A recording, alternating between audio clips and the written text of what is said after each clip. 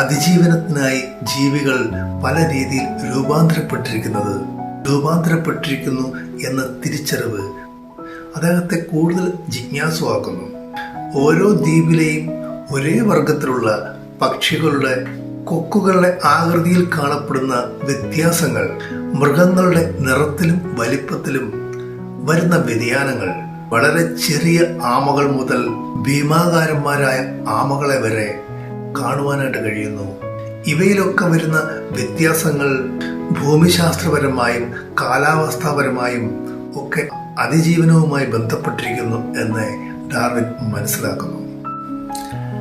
അർജന്റീനയിലെ പാറ്റഗോണിയയിൽ കണ്ടെത്തിയ അതിഭീമാകാരമായ വംശനാശം സംഭവിച്ച സസ്തനികളുടെ ഫോസിലുകൾ വ്യക്തമായ പഠനങ്ങൾക്ക് വിധേയമാക്കിയപ്പോൾ അത് ഇന്ന് കാണുന്ന ജീവിവർഗങ്ങളുടെ പൂർവികരാണ് എന്ന് തിരിച്ചറിഞ്ഞ നിമിഷങ്ങളും ഒക്കെ ഡാർവിന്റെ മനസ്സിൽ താൻ കണ്ടെത്തിയ സത്യങ്ങൾ പുസ്തകങ്ങളായി രൂപാന്തരപ്പെടുന്നുണ്ടായിരുന്നു.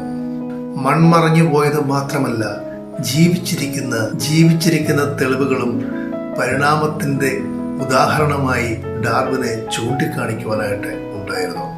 ടിയറ ഡെൽ ഹ്യൂഗോയിലെ ഫ്യൂഗിയൻ എന്ന് വിളിക്കപ്പെട്ടിരുന്ന ആദിവാസികളെ ഡാർവിൻ കണ്ടുമുട്ടുന്നു. നന്നേ തണുപ്പുള്ള കാലാവസ്ഥയിൽ ചെറിയ വസ്ത്രങ്ങളും ധരിച്ച് തീ കൂട്ടിയും ചൂടുള്ള പാറക്കഷ്ണങ്ങൾ ആഭരണമായി ധരിച്ചും ജീവിക്കുന്ന ഫ്യൂഗിയൻസിന്റെ ജീവിത രീതി ഡാർവിനെ അത്ഭുതപ്പെടുത്തുന്നു.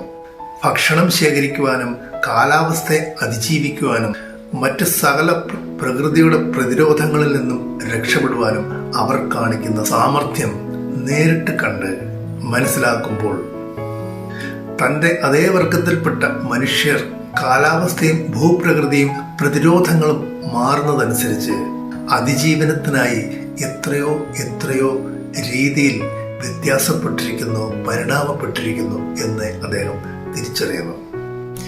ഇങ്ങനെ കുറെ യാഥാർത്ഥ്യങ്ങൾ മനസ്സിലിട്ട് വിശകലനം ചെയ്യുമ്പോൾ കുടുംബത്തിലും പള്ളികളിലുമൊക്കെ ചൊല്ലിപ്പഠിപ്പിച്ച ആ ദൈവം അല്ല യഥാർത്ഥ സൃഷ്ടികർത്താവ് എന്ന് ഡാർവിൻ തിരിച്ചറിയുന്നു.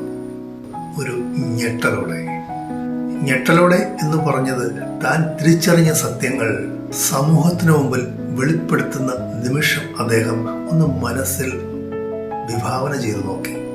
കുടുംബത്തിൽ നിന്നും മതപുരോഹിതന്മാരിൽ നിന്നും മറ്റ് വിശ്വാസികളിൽ നിന്നും ഒക്കെ ഉണ്ടായേക്കാവുന്ന അതിവിസ്ഫോടനകരമായ പ്രതികരണങ്ങൾ, ഇതിനെക്കുറിച്ചുള്ള ഭയവും ഉണ്ടായിരുന്നു.